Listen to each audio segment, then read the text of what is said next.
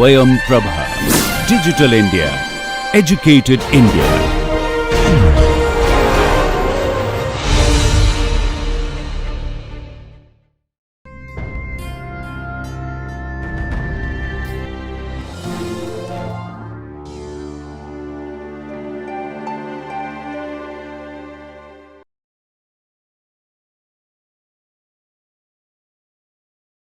In the last segment, we saw the properties of asphalt, the composition of asphalt, and how asphalt concrete is actually proportioned, and what are the layers in a flexible pavement.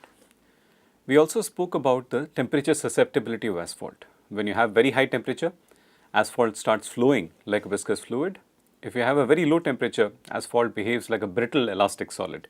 And because of this, you can have a range of different distresses in the pavements. So, I am going to talk briefly about some of the distress types that we observe in flexible pavements made with asphalt concrete. First and foremost, the most common form of deterioration that we see in asphalt pavements is that of rutting.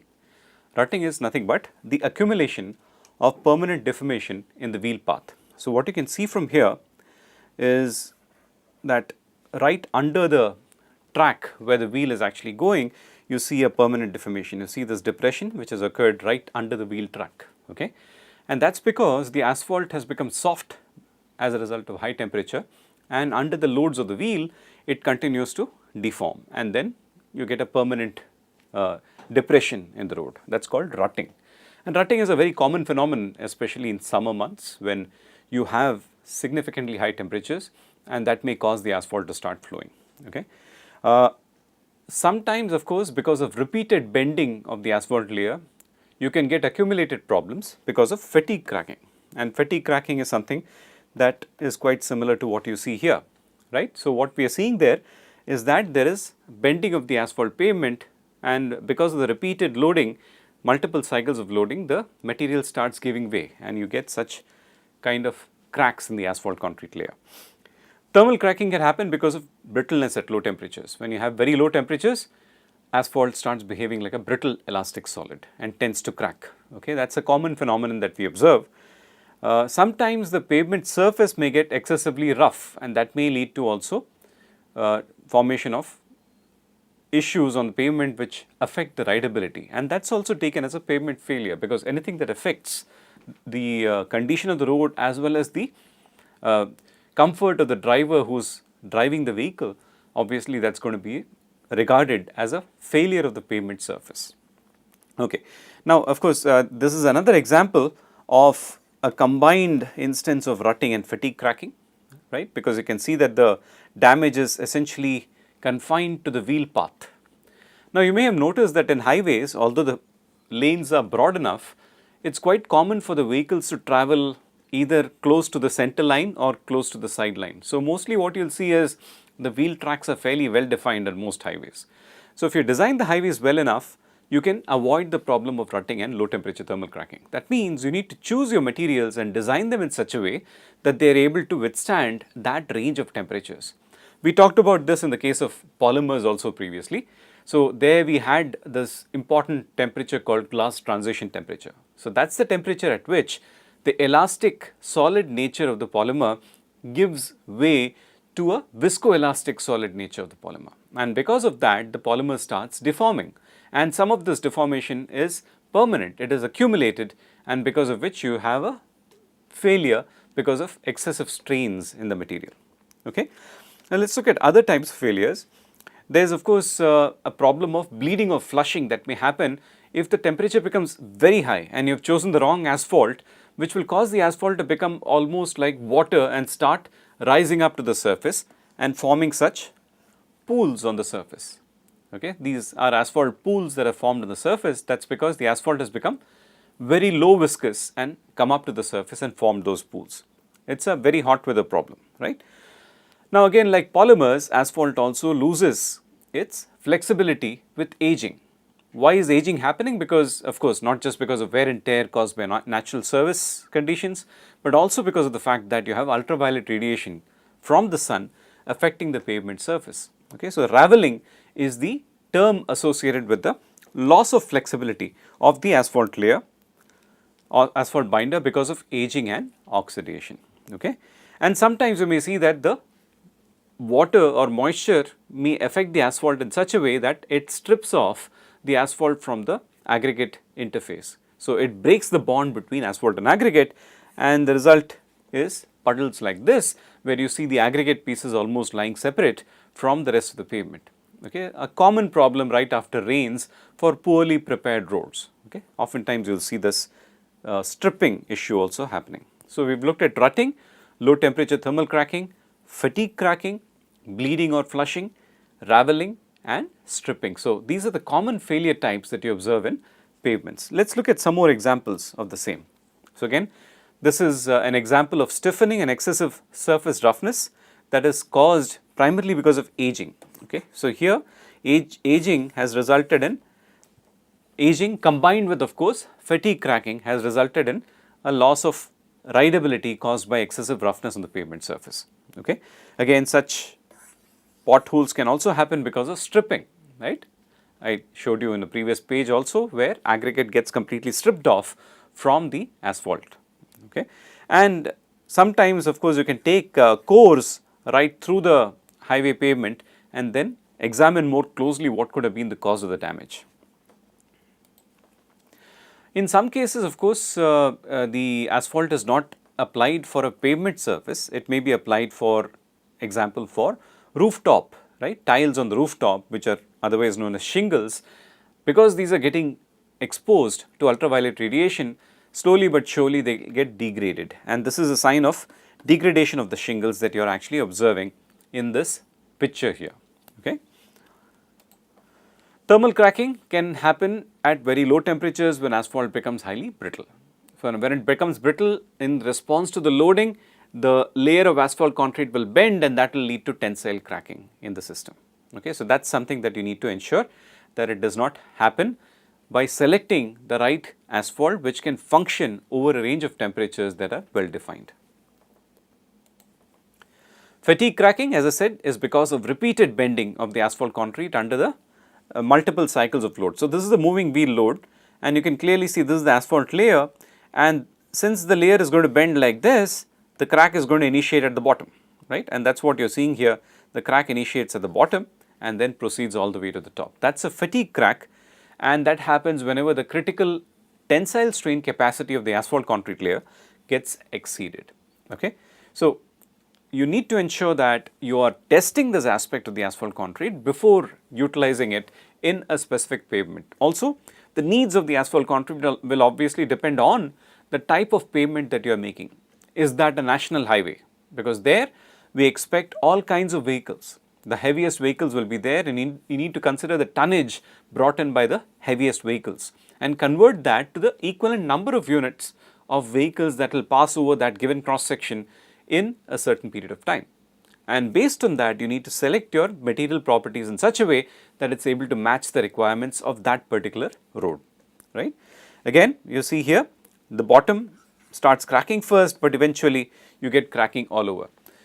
See, in real life you do not get damage due to a single problem at once. You typically get damage because of a combination of different types of problems. So, very often it is difficult to just see the cracking and say it is because of this or that. You need to investigate the causes a little bit more closely and do a proper repair to ensure that you are solving the problem completely.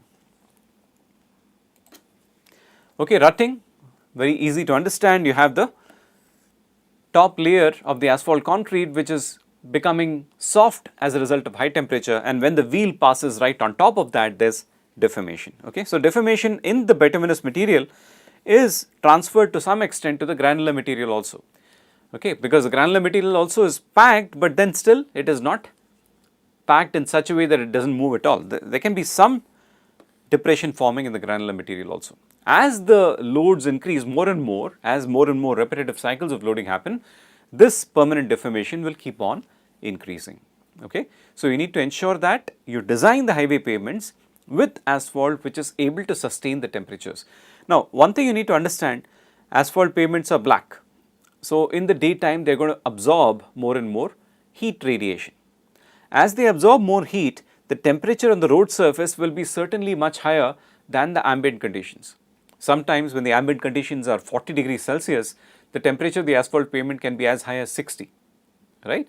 So, because of this aspect, you need to ensure that you consider not just the ambient conditions, but what could be the temperatures which may happen in the asphalt pavement beyond the ambient conditions and design adequately for that.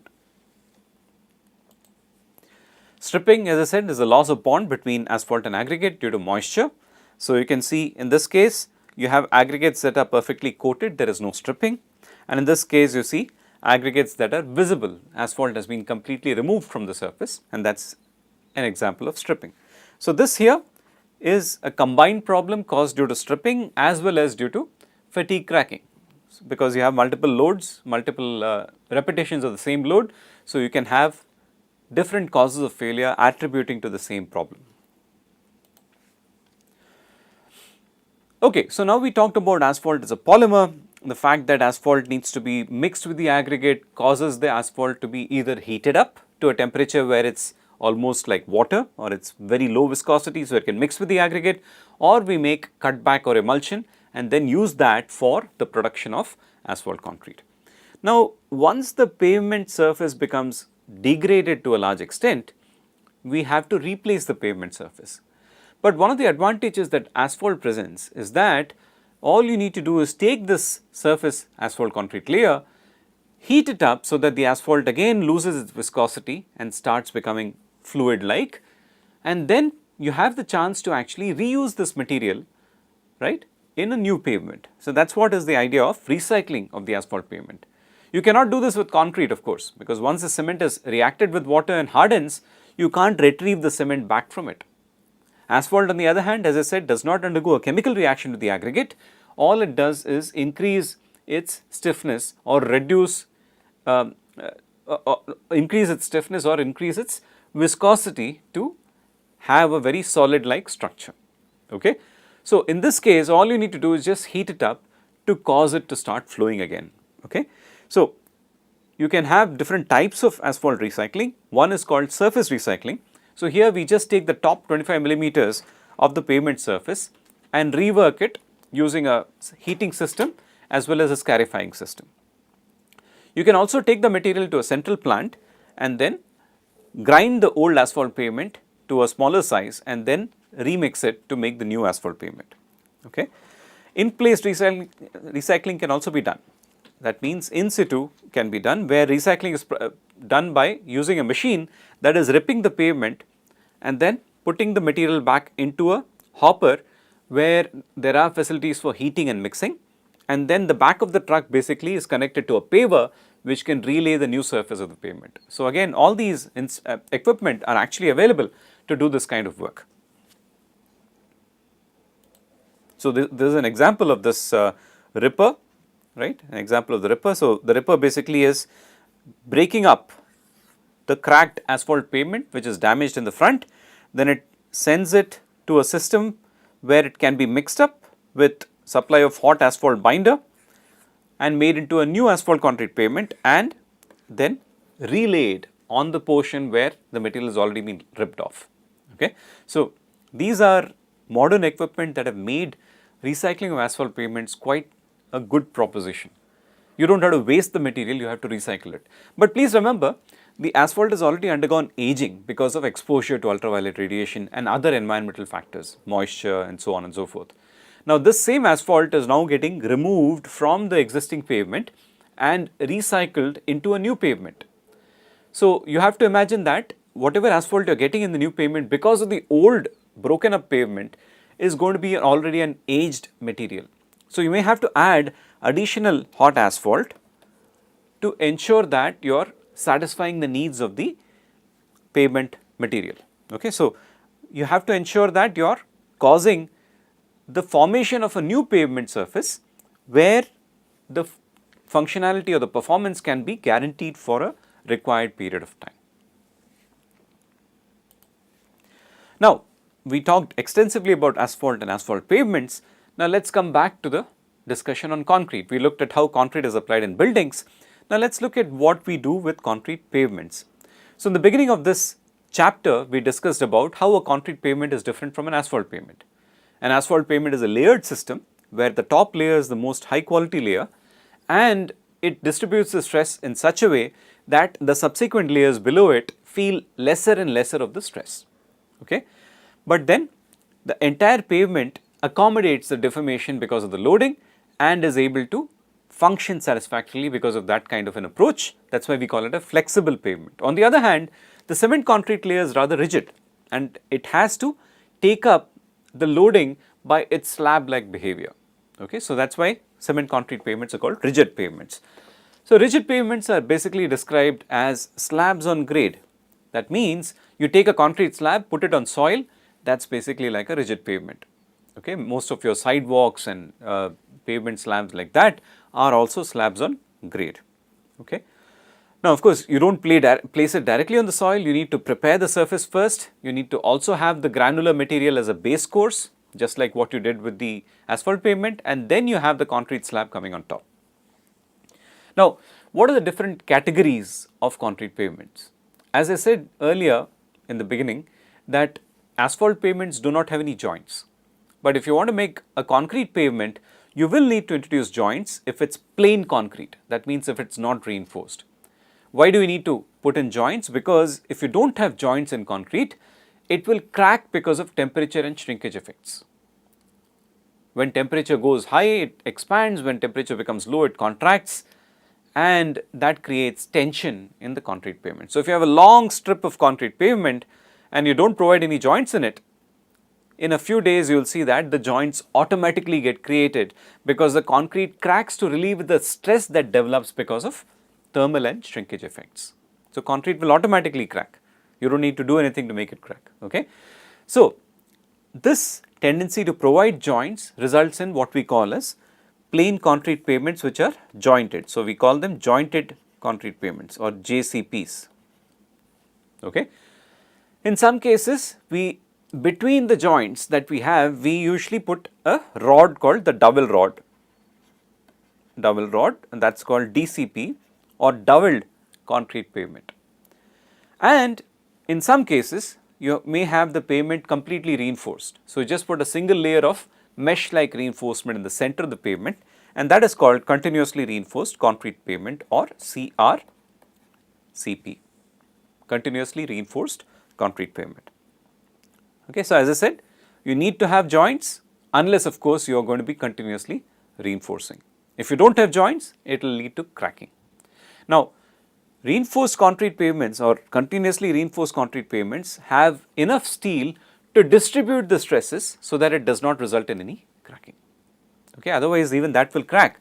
The steel has to be calculated appropriately to ensure that the stresses get distributed and the cracks are minimized, or at least cracks have a width that is not easy to be seen by the naked eye, or the cracks have a width which water cannot easily penetrate into. Okay?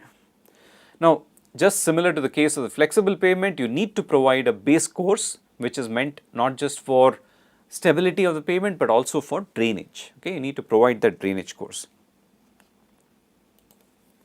Now, of course, we talked briefly about why joints are necessary, but there can be other aspects also which may necessitate the use of joints. So, let me draw a pavement with concrete. Let us say this is a continuous strip of concrete and your vehicles are moving in that direction. Okay? If I take, if I draw the front view of the pavement, it will be basically a concrete slab like this. Okay? So, what will happen if you consider, let us say, any small section of this concrete slab, because of temperature and thermal temperature and shrinkage effects, concrete shrinks. Please remember, we had this discussion previously. There is excess water in the concrete which starts drying out. So, there will be a volumetric contraction in the concrete. So, whenever that contraction is met with a restraint, if that contraction does not get permitted to happen, you will start getting cracking in the concrete. So, this slab is resting on the ground, right? It is not hanging freely in air, it is resting on the ground. So, if the slab wants to contract, because of shrinkage effects. The ground, what is it going to do? It is going to provide a restraint and prevent it from contracting. So, because of this restraint,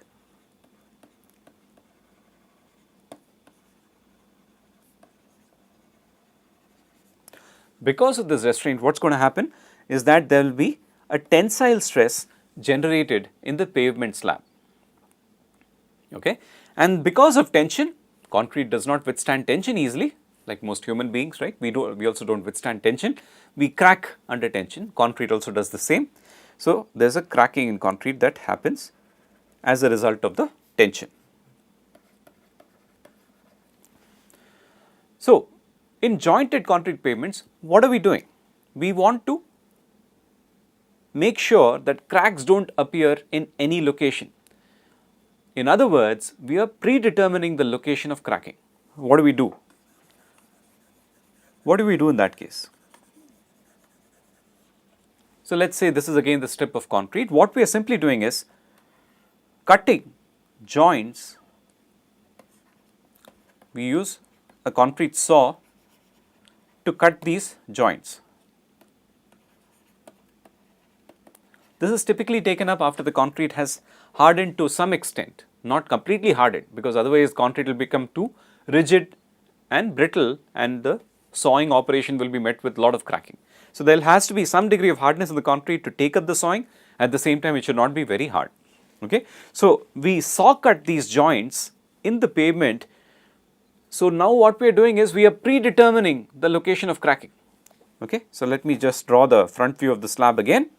So, what we are doing is cutting these joints to some depth, not to the full depth. We cut it only to some depth. Eventually, of course, because of stress concentration, there will be small cracking that will go all the way to the bottom also from the tip of this saw cutting. Okay. However, now what will happen is the region in between these joints is not going to crack at all. Okay. So, that means you have created these joints to predetermine the location where cracking is happening. And what do you do next? You are going to be putting a sealing material into the joint. Why do you want to seal the joint? I am sorry. Why do you want to seal the joint? Because you do not want to permit water to seep into the joint and damage the underside of the pavement. Okay? If water seeps in through the joint, goes to the bottom, it will start swelling up the soil and that may cause a failure of your pavement also. Okay? So, here the sealing is put into the joint, the sealing material is put into the joint to ensure that the water does not penetrate easily. Okay?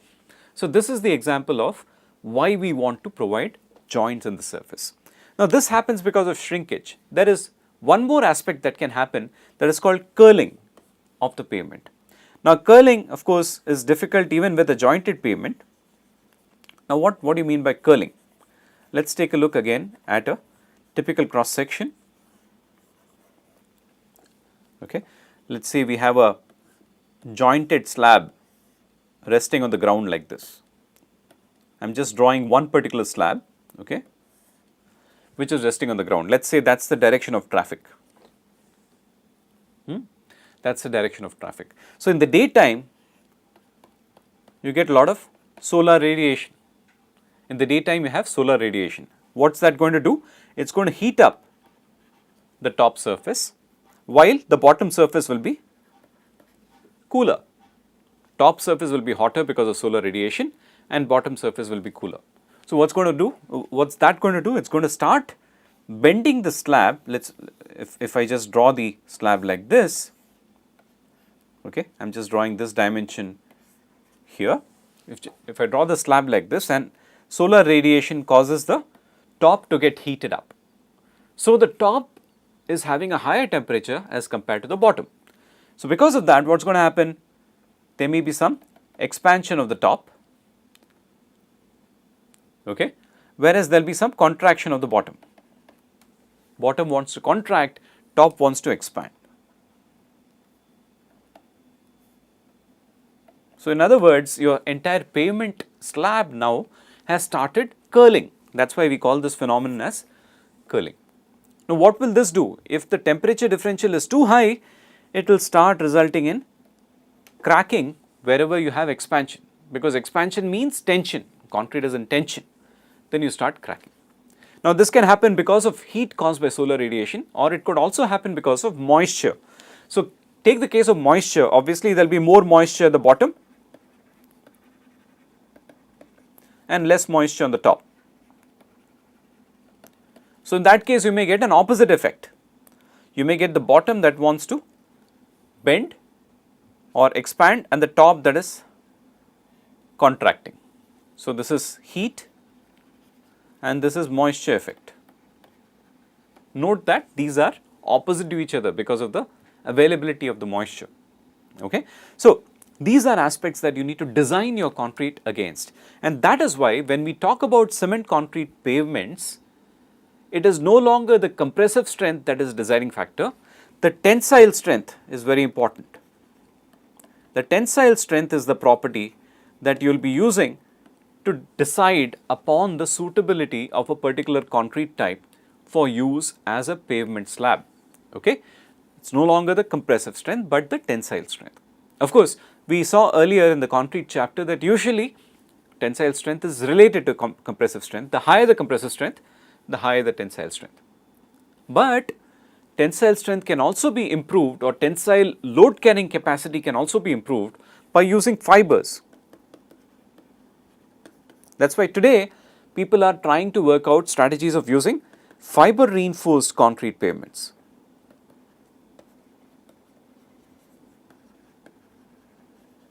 And that reduces the requirement of the thickness. You can reduce this thickness. If I use fiber instead of plain concrete, I can reduce the thickness of the pavement significantly to take the same extent of loading. Okay? And also work against the cracking that happens because of curling and shrinkage related issues. Why? Because fibers will have the tendency to bridge the cracks. So, let us say I have a pavement like this which is cracking. So, if I put fibers inside, they are like sutures. When you have a cut on your face or on your body, you put stitches, right? The stitches keep the cut from opening up, and then there is healing that takes place, and then you can remove the stitches. But as far as pavements is concerned, when you have fibers, they will bridge the cracks and ensure that the cracks do not open up, and that increases the load carrying capacity in tension. So, again, instead of fibers, you can imagine that you are using now dowels across the joints. So, just to explain this dowels a little bit more, let me draw this again here. So, let us say I have this pavement here and which has a joint in between. There is a joint in the pavement. Okay. Now, what will happen is, as the wheel passes on top of the pavement, as the wheel is passing on top of the pavement, this slab will tend to deflect down. I am just exaggerating, obviously. This level of deflection for a wheel load will not be seen, but there will be a deflection of the slab down, and as it passes on to this side, this slab also will start deflecting down. At the joint, there will be a major deflection of this slab and the next slab. So, what will happen is, every time that your wheel passes over the joint in the pavement, there will be a big depression in the pavement. That means the wheel will bump there, and that is not very good for rideability. That means your stress transfer is not happening effectively from one slab to another. So, how do we ensure that the stress transfer happens properly? We put in dowels. What are dowels? So, this is a joint here, and I am putting a steel rod like that. I just put a steel rod like that, that is my dowel. So, the dowel ensures that when the wheel moves from one slab to the next, there is effective load transfer. Okay, that is what is called a dowel. Okay, dowel is provided at the joint to ensure that there is load transfer, proper stress transfer between one slab to the next.